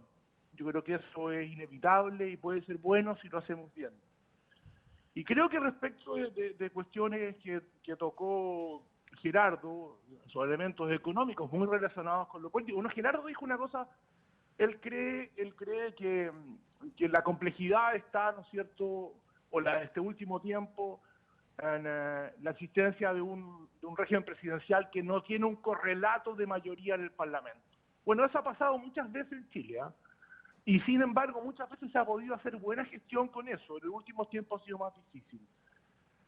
Ha habido más indisciplina, más multipartidismo. Y en eso yo quiero, en una cuestión política, poner un poco la atención. O sea, parece haber, no digo consenso unánime, pero un cierto acuerdo, incluso en personas que eran profundamente partidarias del presidencialismo, creen que llegó la hora de correrse en algo hacia un semipresidencialismo o hacia un semiparlamentarismo, o cuando no al parlamentarismo. Es decir, la diferenciación entre un jefe de gobierno y un jefe de Estado, para darle, ¿no es cierto?, más posibilidades de funcionamiento, más resortes, que no todo se juegue en la figura del presidente. Ahora, eso yo creo que es interesante de discutir, pero a mi juicio, junto con eso hay que discutir elementos que permitan que un semiparlamentarismo o un semipresidencialismo funcione bien. Yo no conozco buenos casos, no conozco casos, mucho menos buenos casos, de semipresidencialismo o semiparlamentarismo que funcionen con sistemas electorales que tienden al multipartidismo. Eso no funciona. Si uno mira los gobiernos semipresidenciales, particularmente el francés, a los franceses no les gusta mucho, pero que uno lo mira con atención, son sistemas donde se privilegian, ¿no es cierto?, sistemas de mayoría, en fin, ¿para qué decir el inglés? El alemán no es tanto, pero tiene correcciones, el español no es tanto, pero tiene correcciones. Creo que en otras cosas, y voy terminando, yo creo que algunas cosas que han sido virtuosas, muy virtuosas, como la autonomía del Banco Central, hay que mantenerla. La autonomía, porque esto va a ser un juego de sesiones, que duda cabe. Se requieren 2/3. Más allá de cómo se pongan de acuerdo en dónde van a ser los 2/3 se requieren. Y el juego de sesiones, pero a mí lo que me interesa más es la autonomía de la autoridad monetaria, la autonomía. Si esa autonomía está en sede constitucional o en sede legal, una ley de economía especial, me parece menos importante que lo primero. También me parece importante que los consejeros del Banco Central tengan un origen parecido al que tienen actualmente, es decir, de 2 poderes del Estado, y que no sean sujetos a acusación constitucional. Creo también que hay otro elemento, bueno, el derecho de propiedad, yo tiendo a coincidir, yo creo que hay un espacio para mayor función social, sí puede haberlo. Mire, en eso es bien interesante lo que propone el proyecto de reforma constitucional que incorporó Michelle Bachelet en los últimos días de su gobierno. Que en un error, a mi juicio, grave, el gobierno no solo no quiso analizarlo, sino que lo retiró como primer acto de gobierno. Bueno, en esa propuesta de nueva constitución en materia de derecho de propiedad, solo hay cambios menores. Por ejemplo, yo lo he estudiado eso, sacar, cuando no hay acuerdo entre el expropiante y el expropiado, siguen siendo los tribunales los que resuelven la indemnización. El elemento central. Se saca la frase que tiene que ser pagado en contado dinero efectivo, que es secundario respecto de la decisión de un órgano autónomo, los tribunales que decían qué debe pagarse al expropiado. Yo creo que ahí hay un elemento interesante que deberían mirar sectores del centro izquierda de una propuesta que... Y lo otro, y termino con esto, creo que hay un elemento que suele olvidarse, que es súper importante de mantener, que es la iniciativa exclusiva del gasto del Poder Ejecutivo.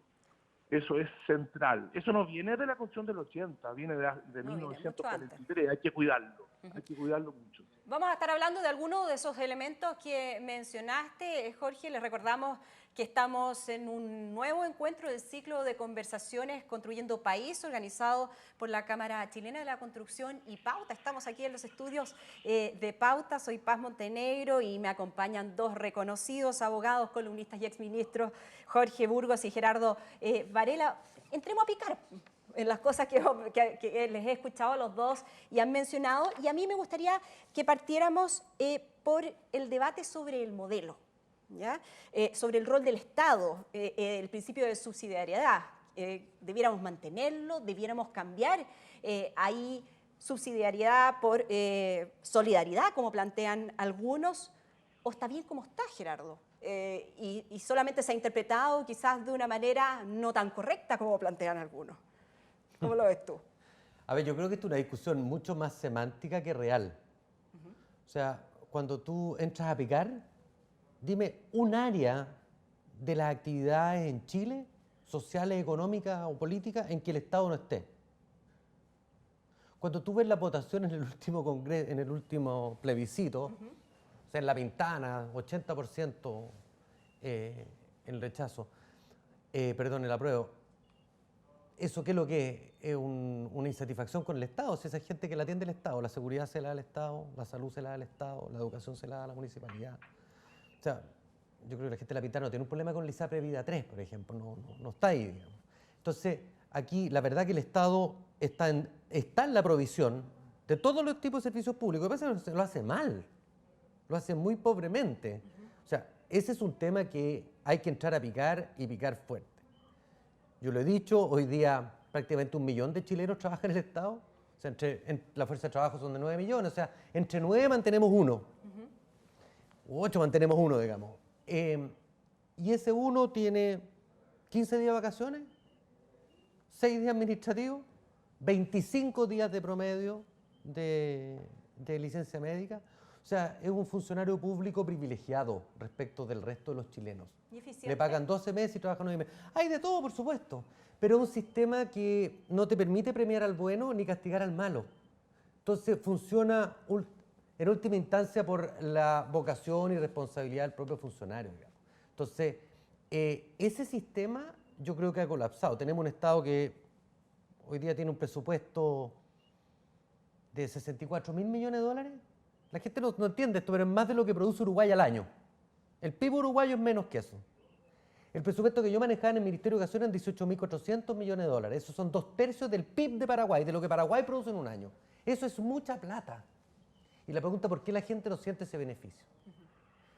Un orden de magnitud, el año 90 el presupuesto del Estado era 6.500 millones de dólares, era 1/10 lo que es hoy día. ¿Cómo ha crecido?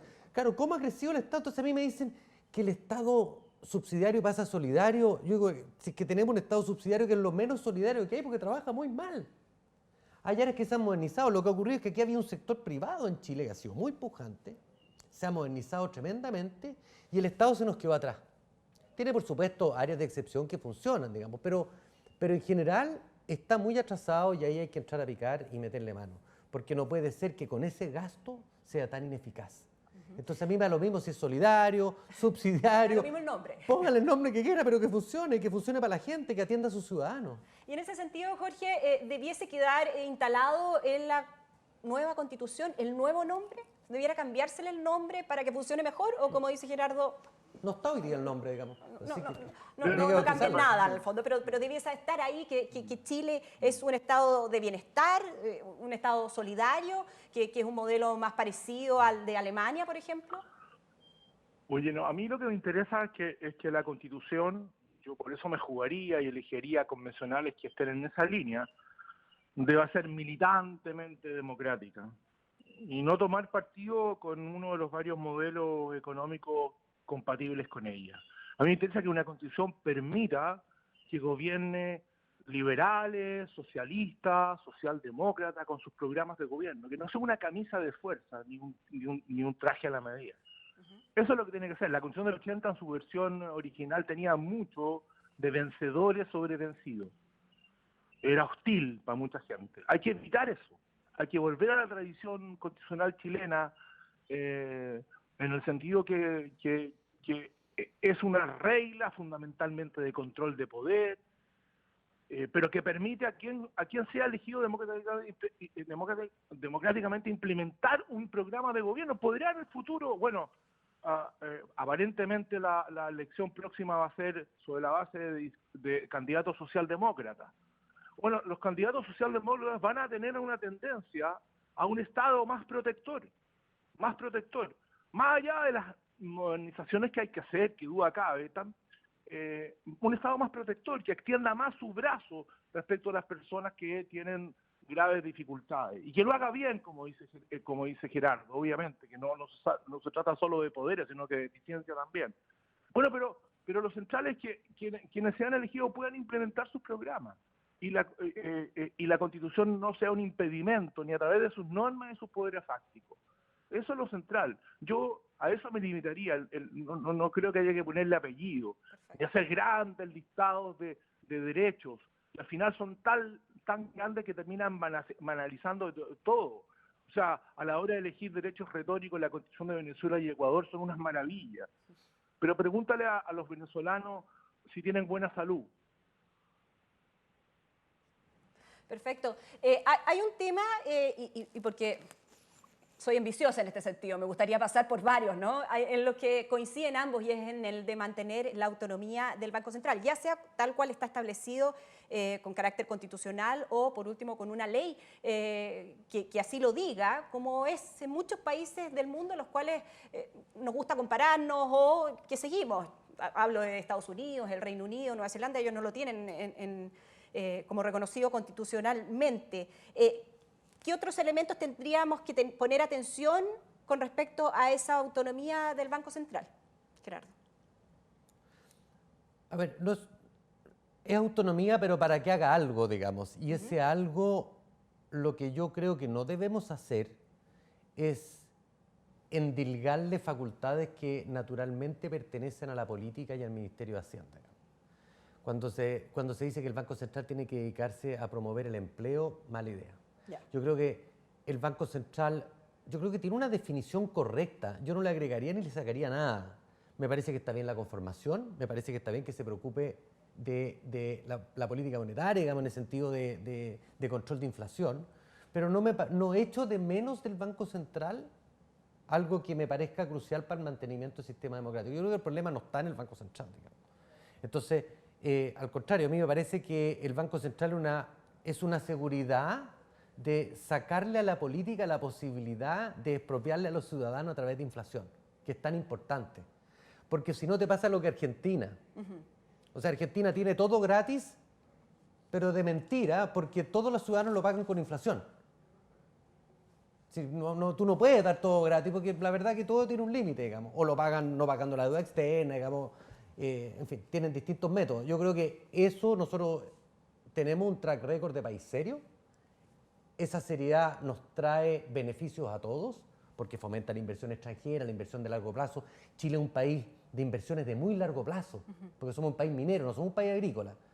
Los argentinos de un año para otro pueden saltar, porque tienen agricultura, nosotros somos minería, tienen proyectos largos, con mucha inversión de capital.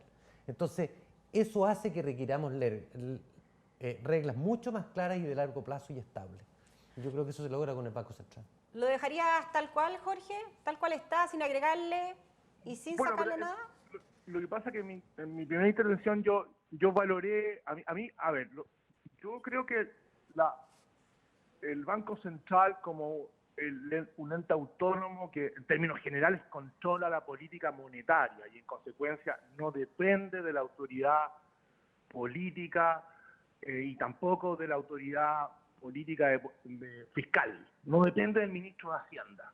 El ministro de Hacienda no le puede dar órdenes al presidente del Banco Central. Puede coordinarse, como lo han hecho muchas veces, pero no le puede decir tienes que hacer esto, tienes que subir la tasa de interés, tienes que bajar la tasa de interés. Le puede dar su opinión, pero es autónomo. Y tal como decía Gerardo, en países donde los bancos centrales son apéndices de la autoridad fiscal, terminan las cosas muy mal. Él ha citado el ejemplo argentino, y eso es así. Aunque se vuelva a enojar el embajador conmigo, pero es así. No hay política. Mañana carta al Mercurio, ahí está. Exacto. Ahora, yo lo que te decía es que seamos honestos, o sea, nos entramos a una discusión en que no va a ser posible imponer todo lo que nosotros queremos o creemos como una mejor constitución. No va a ser posible. Desde luego, por los altos quórum y desde luego por una fuerza ambiental que hay de ciertos cambios. Y en esta materia yo privilegio el carácter autónomo. Si el carácter autónomo dice, no, pero no tiene por qué estar en la Constitución.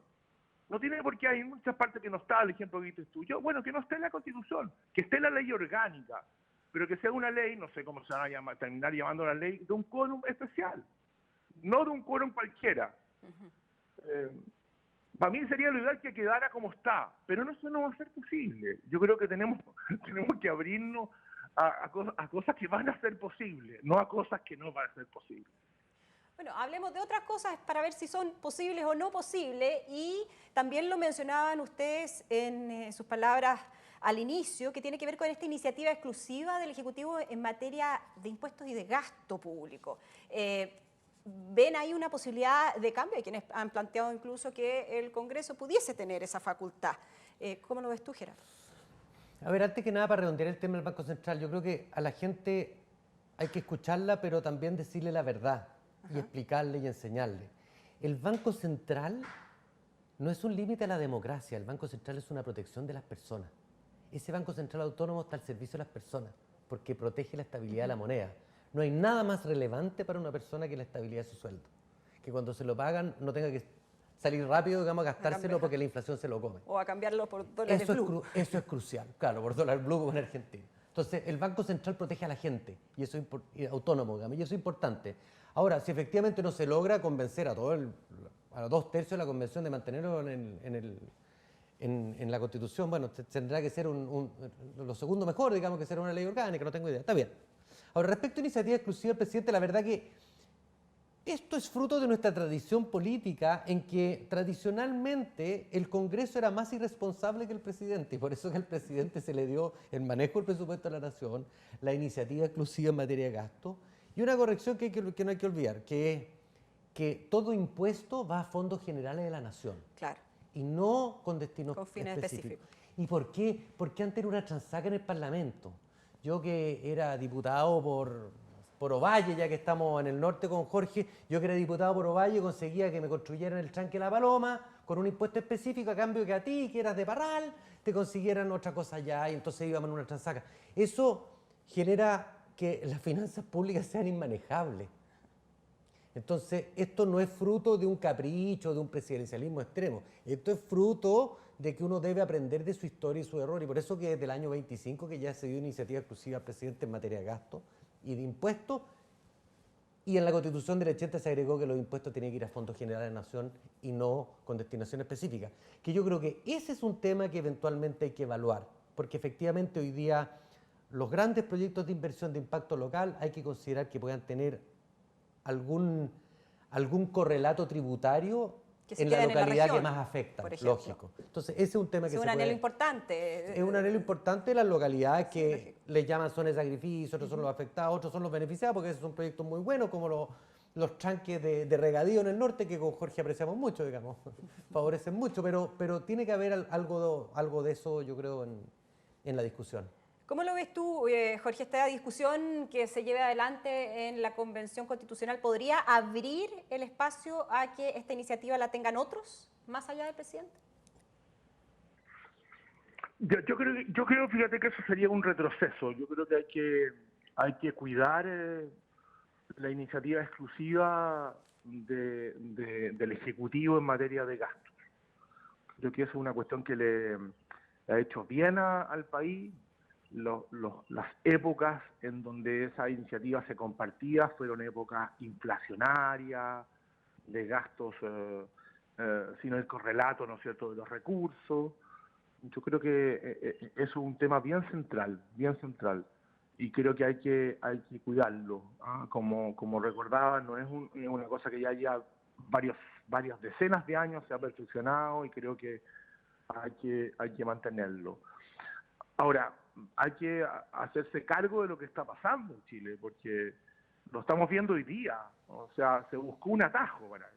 Se buscó un atajo, y el atajo es a través, ¿no es cierto?, como digo, como el presidente, como no tengo iniciativa legal para nada que importe el gasto, voy a buscar un atajo a través de la Constitución y voy a establecer, ¿no es cierto?, modificaciones transitorias constitucionales que tienen impacto, ¿no es cierto?, pero que no tienen el inconveniente formal de que no es la ley. Va a haber que hacerse cargo de eso, porque va a haber que cerrar también esos atajos, en mi opinión. Respecto del tema tributario, si deben ir siempre a fondos generales de la Nación o puede ser de afectación, yo creo que en eso debería haber más apertura. Probablemente la apertura por ahí va a venir desde el punto de vista del avance en regionalización. Creo que por ahí puede venir más bien la apertura. Hay un tema que también se ha discutido bastante previo a todo este proceso constituyente y de seguro va a estar incluido en el debate, que tiene que ver con los recursos naturales. Estoy hablando de minería, derechos de agua y también todo lo que tiene que ver y conlleva la protección del medio ambiente y la sostenibilidad, en el fondo, a futuro. Surgen una serie de preguntas, como si debiese tener dueño los bienes comunes como el agua, el océano, el aire, bueno, es infinita la creatividad que puede existir al respecto, ¿no? ¿Cuál es el rol de la ciudadanía? ¿Cuál debe ser la participación? Deben haber derechos, pero también deberes. ¿Cómo evalúas tú o qué lectura hace Gerardo de ese ítem en particular, que tiene que ver con recursos naturales y quizás nos podríamos quedar un poquito en los derechos de agua, que ha generado tanta polémica también? Bien, lo primero es que respecto del tema que conversábamos recién, esto demuestra la importancia de la arquitectura armónica. Tú no puedes tener, por ejemplo, un Banco Central independiente, un presidente con semi-iniciativa y un Congreso con iniciativa de gastos, porque va a estar siempre en conflicto con el Banco Central, que le va a estar subiendo la tasa para que no haya inflación.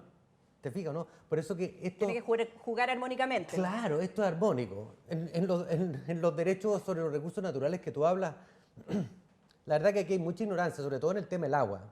El agua es un bien nacional de uso público, pero se iría al mar si no tuviéramos canales. Y los canales los construyen los privados, la distribución. Esto es lo mismo que tú puedes producir leche en un campo, pero si no tenés una empresa que la procese y la venda en un supermercado, que es distribución, no llegaría al consumidor final. El agua, hay 150.000 kilómetros de canales hechos por los privados en Chile, que hacen que el agua del río Maipo riegue Colina y no se vaya al río, digamos, o sea, al mar. Entonces, y esto ocurre desde el año, yo creo que la primera es las canalistas del río Maipo, que partieron en 1814 con Bernardo Higgins, digamos, construyendo canales. Los incas ya construían canales. O sea, la distribución de esa agua es privada. El agua es pública, uno tiene derechos de aprovechamiento, hay consumtivo y hay no consumtivo. El tema del agua, la verdad que en Chile funciona bien. Lo que ocurre, y crecientemente ha ido pasando, es que como es escasa, se generan problemas entre propietarios, unos aguas arriba, otros aguas abajo, pero el consumo humano está garantizado. Si quieren ponerlo en letra de liquidación en la Constitución, póngala, porque nunca las ciudades se van a quedar sin agua, digamos. Este es un problema entre agricultores y mineros, entre mineros entre ellos, entre agricultores entre ellos. Y entre pobladores también.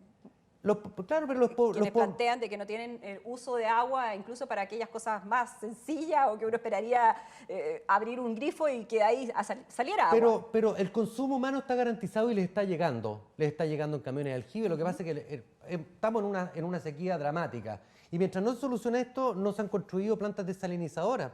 Porque ¿quién va a construir una planta desalinizadora si el agua que produzca, un costo enorme, no puede venderla, tiene que ser dueño? ¿Cómo va a entregar a dominio público? Nadie invierte por el bien social, digamos. Tiene que tener una virtud privada. Entonces, yo creo que aquí la verdad que lo que hay que hacer es... Eso es típicamente materia de ley. Hoy día en la Constitución está que los derechos de agua son bienes nacionales de uso, el agua es bien nacional de uso público, se constituyen derechos de aprovechamiento. Y eso está bien. Ahora, el régimen de la agua se puede modernizar, hay que discutirlo, pero lo que no se puede hacer es partir de la ignorancia de que porque la Constitución diga otra cosa, vamos a multiplicar el agua, digamos. Ni expropiar, porque Chile no tiene plata para expropiar esos miles de kilómetros de canales. ¿Tienes la misma idea, Jorge, con respecto al Código de Agua?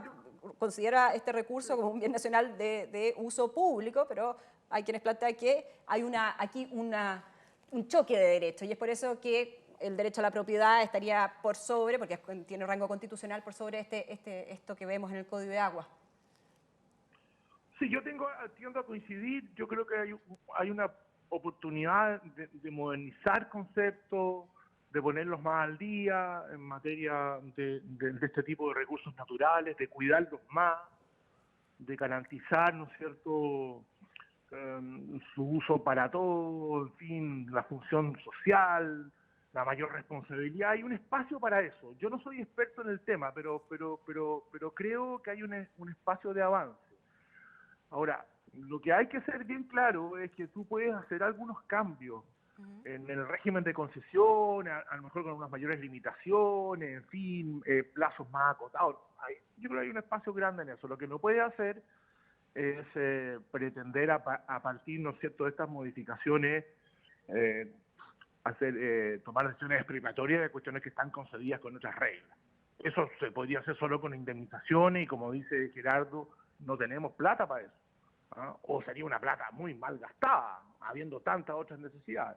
Entonces yo creo que hay un espacio, pero un espacio acotado, que debiera más bien mirar el buen uso, la eficiencia en el uso, más que el tema de la propiedad. Y ya que estamos hablando de agua, Jorge, ¿hay agua en la piscina para una constitución verde, por así decirlo, que también es el anhelo, sobre todo, diría yo que de las nuevas generaciones? Sí, yo creo que ya hay agua en la piscina para avanzar en lo que llaman los derechos de segunda generación. Está bastante relacionado con el tema anterior, cómo cuidamos más nuestros recursos que son finitos, que no se conviertan a su vez, no pasar al extremo que sea un óbice para poder, ¿no es cierto?, desarrollarse. Este país tiene necesidad de cuidar su medio ambiente, mejorar, hay muchas cosas, pero hay que mejorarla, pero también tiene necesidad de sacar a muchas personas todavía de la pobreza. Pobreza que va a aumentar en la pospandemia. Todavía hay un pendiente de necesidades, bueno, buena parte, ¿no es cierto?, de las causas fundantes del estallido, de la indignación es la mala provisión de servicios, las diferencias brutales que hay todavía en nuestra sociedad. En consecuencia, tú no puedes pasarse a un extremo donde dificultes todo. Puedes avanzar. A mi juicio hay cosas que mejorar, pero de ahí a crear verdaderas diques para que pueda haber iniciativa privada, pública, en materia de desarrollo, lo veo complejo y tener cuidado con eso. Sí, mira, a ver, los últimos 30 años Chile limpió sus ríos. Las plantas de tratamiento que tenemos hoy día no existían hace 30 años. O sea, el Mapocho, y Jorge fue parte del gobierno que concesionó todo eso, el Mapocho hoy día es un río limpio. Eso no era así cuando éramos jóvenes, ¿no? ¿Te acordáis las regatas del Mapocho? Salíais con tifus, po. Ahora ya no. Y de hecho nos obligaban a... La frutilla había que comerla con un olor espantoso de una cosa que había que echarle. No me acuerdo cómo se llamaba. Claro, lo que pasa es que los jóvenes como que de repente no se enteran. O sea, esta generación, los últimos 30 años, hemos creado más parques nacionales que nadie en Chile, po. O sea, la verdad sea dicha. Hemos limpiado el medio ambiente, hemos tenido avances notables. Lo que pasa es que Jorge tiene razón. Hay un costo económico envuelto en un planeta mucho más limpio, que tiene fundamentalmente que ver con el costo de energía. Eso es un costo que impacta en los más pobres dramáticamente. Entonces, hay que ir haciéndolo en forma equilibrada y al paso y medida que tú vas mejorando los índices de pobreza, mejorando el nivel de ingreso, tú vas mejorando también el nivel de provisión de medio ambiente. Chile ha hecho un esfuerzo enorme, yo creo que ha tenido grandes éxitos, pero claro, estamos lejos de Suiza. Pero el problema es que si no lo hacemos bien nos vamos a acercar, no sé, pues a un país africano, digamos. Entonces, esta cuestión tiene que ser en delicado equilibrio, de manera que los pobres no paguen el costo de los anhelos de una élite verde, digamos. Eso es importante. Ni tampoco del desarrollo, y ahí me gustaría llevarlos a ambos a estos nuevos derechos. Lo que estamos hablando justamente forma parte de ese bolsón de nuevos derechos que se quieren incorporar de alguna forma en la Constitución. Hemos cambiado muchísimo en las últimas décadas y esos derechos sociales incluso son vistos por algunos como derechos humanos. Son prestaciones para las cuales, sin duda, si es que se concretan, se van a necesitar garantías en materia tributaria, en materia de cargas públicas, ordenación económica, responsabilidad fiscal. No me acuerdo quién lo dijo, pero hablaba como del pozo de los deseos, de lo que podría incluir esta nueva Constitución. Otros han dicho que es como la carta del viejo pascuero, donde todo cabe. Pero ¿qué pasa finalmente con eso? Y lo planteaba también Natalia y Carolina en el término de las expectativas, de lo que se está generando. ¿Cómo garantizamos esos nuevos derechos, pero a la vez generamos condiciones en esa nueva Carta Fundamental para que esos nuevos derechos tengan cómo cumplir, si no queden en el fondo solo en la mención y finalmente no nos lleven a ningún otro lugar o a una eventual judicialización en extremo? Porque yo estoy exigiendo un derecho que me lo garantiza la Constitución y no me lo están cumpliendo, por lo tanto voy a tribunales. Gerardo. A ver, yo creo que lo que hoy día se llaman derechos de segunda generación, antes probablemente no tenían nombre, eran parte de lo que nosotros llamamos políticas públicas. Atender la salud de la población, preocuparse de dar una educación a toda la gente y que tuviera acceso a educación. y lo hacemos más o menos en términos de gestión, digamos, y no tiene que ver con que, y eso no va a cambiar porque esté como un derecho garantizado en la Constitución. Ahora, lo que ha ocurrido en Chile es que se ha confundido mucho detrás de la existencia de un supuesto derecho social, es que la prestación de ese servicio tiene que darle el Estado. Y yo creo que a la gente lo que le importa es que el financiamiento, cuando no puede pagarlo, provenga del Estado, como ocurre con los colegios subvencionados. A la señora Juanita, cuando va al hospital público y le dan hora para un año después para operarse, si le ofrecen, le puedo dar un cheque y usted va al hospital privado del lado a operarse, ella no va a decir, no, fíjese que yo quiero que me lo haga el Estado. La verdad que a la señora Juanita, a la gente común le da lo mismo que le preste servicio. Que le solucionen el problema. Que le solucionen el problema. Entonces, yo creo que se puede, como dice Jorge, listar todos los derechos que uno quiera, como en Ecuador y Venezuela, pero eso no va a asegurar que sea mejor gestionado el presupuesto público por el Estado y que efectivamente haya satisfacción a esos derechos. Y lo peor que puede ocurrir es que termine como hoy día, con estos, no sé, estos fallos de la Corte Suprema que ordenan pagar remedios de 1.000 millones de pesos a una persona, haciendo justicia a esa persona en particular, pero con un costo alternativo, esos 1.000 millones dejaron de atender a 200 otras personas. O sea, aquí hay filosofía política de atrás, digamos, hacer el bien a la mayor cantidad posible de gente, la mayor cantidad de veces posible. Y eso supone priorización. Y la priorización exige política y exige gobierno, no fallos judiciales.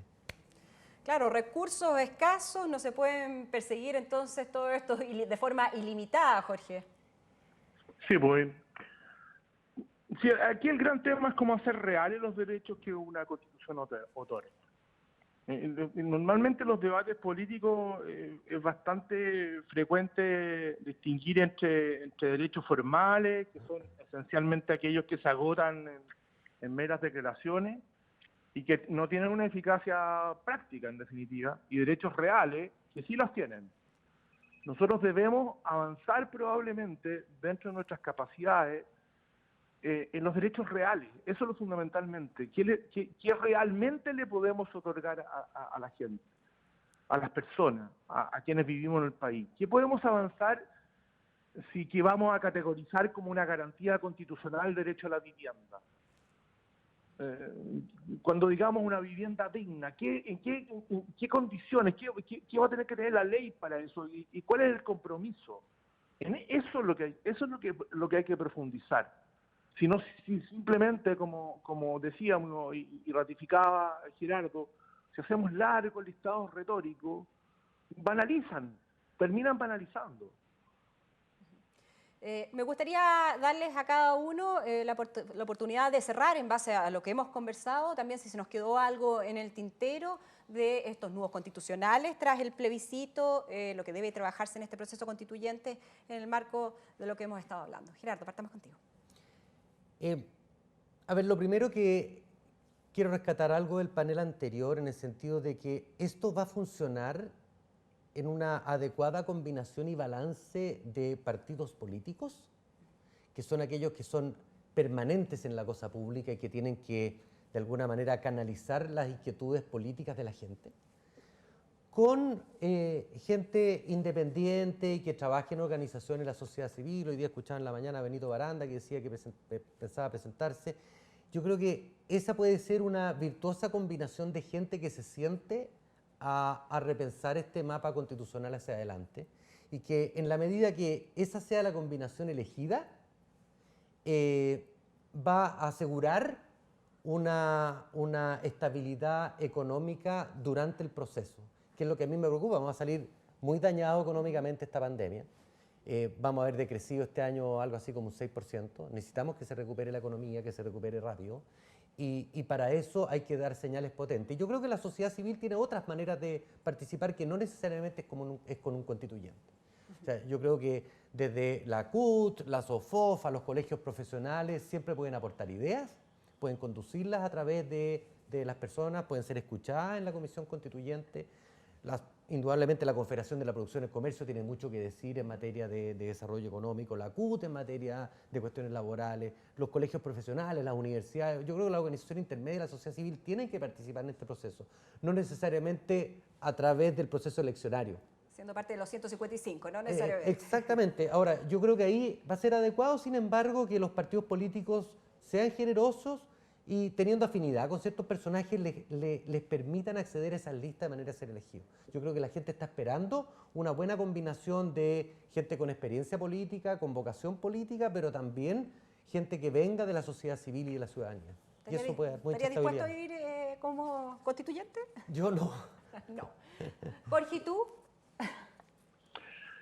Yo sí podría ser, pero no creo que me lo vayan a pedir el partido en que milito, pero podría ser. Si me lo piden, lo vería trataría de hacerlo. Hay que arreglar ciertas cosas, pero lo trataría de hacer.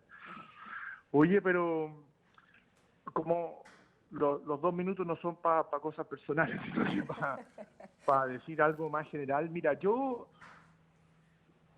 nosotros, Chile inició un proceso de nueva constitución.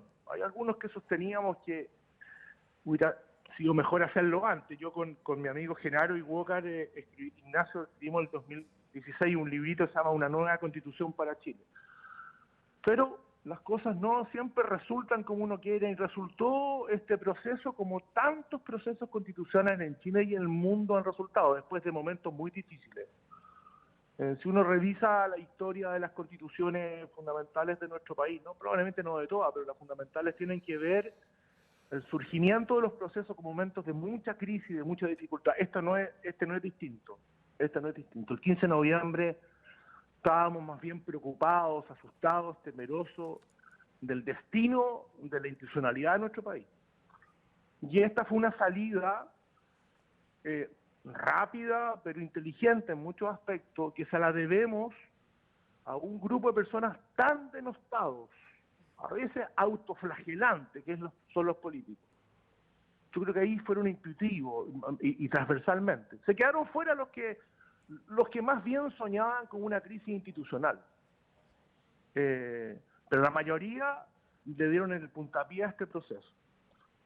Vamos a entregar en la segunda y la tercera fase, que ya no es, como decía, no es tan fácil como, marcar el voto no es fácil per se, pero es más sencilla la pregunta. Ahora viene, ¿no es cierto?, elegir a cierto tipo de personas que ojalá, como dice Gerardo y tú, converjan personas con experiencias de la política, de los independientes. Yo tal vez por eso yo gané con el apruebo, pero perdí con la mixta. A mí me gustaba más la mixta, porque aseguraba una mayor mixtura. Pero en fin, esa es harina de otro costal. Pero es bien trascendente cómo elijamos y a quiénes elijamos. Porque el esfuerzo en que nos vamos a meter es un esfuerzo que requiere consenso, requiere acuerdo. Sean 2/3 artículo por artículo, armónicos, no tan armónicos, se tendrán que poner de acuerdo, pero requiere de 2/3. Requiere... Perdón. No. Sí, dime nomás. No, concluye, por favor. No, eso va a requerir un esfuerzo fundamental. Mira, me tocó participar en unas cosas que organiza el Centro de Estudios Públicos y CIEPLAN, de experiencias de asambleas constituyentes. He participado como oyente en algunas, y la otra vez invitaron a un político brasilero ya medio retirado, pero que fue fundamental en la constitución del 84 brasilera, o 94, y me perdí, pero Nelson Jobim. Y alguien le preguntó, oiga, ¿y ustedes tuvieron mucha dificultad con los grupos radicales que querían refundar la república y aquellos que no quieren cambios alguno? Bastante parecido a lo que pasa acá. Dijo, sí, tuvimos dificultad, pero al final fueron muy importantes. ¿En qué sentido? En el sentido que los radicales de lado y lado obligaron a los hombres y mujeres de centro izquierda, de derecha o de centro derecha a buscar una salida, a buscar un acuerdo. Los radicales nos obligaron. Yo creo que aquí va a pasar un poco lo mismo. Claro, un proceso que se inicia ya después del plebiscito, que requiere diálogo, requiere encuentro, requiere escucharnos unos a otros, ponernos también en el lugar de otros, y es lo que hemos hecho durante esta mañana en este encuentro de Construyendo País organizado por Pauta y la Cámara Chilena de la Construcción. Les quiero agradecer muchísimo, yo creo que lo harían estupendo ambos como constituyentes, además llegarían a acuerdo fácilmente por lo que pudimos ver durante esta mañana. Jorge Burgos, Gerardo Varela, muchísimas gracias gracias por habernos acompañado. Gracias, Gracias a los Muchas gracias. Chao, Jorge. A todos. Chao, Gerardo, un abrazo, chao. Y nosotros nos despedimos con un buen consejo, porque enfrentar esta crisis es tarea de todos. Te invitamos a conocer los beneficios que la Caja de Herramientas tiene para todos tus trabajadores. Ingresa en www.cajadeherramientas.cl y descubre ayudas para la pandemia, capacitaciones, orientación laboral y muchísimo más. Caja de Herramientas de la Cámara Chilena de la Construcción, la solución es obra de todos. Y tus ahorros son tus ahorros. Y en AFP Habitat tienes la tranquilidad que están y que los hacemos crecer con la mejor rentabilidad, dice Habitat. Nos despedimos entonces. Muchísimas gracias por acompañarnos y será hasta una próxima oportunidad. Que estén muy bien.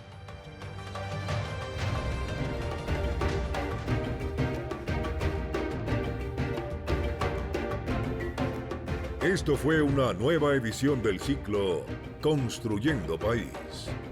Agradecemos sinceramente su presencia y los dejamos invitados a nuestro próximo encuentro.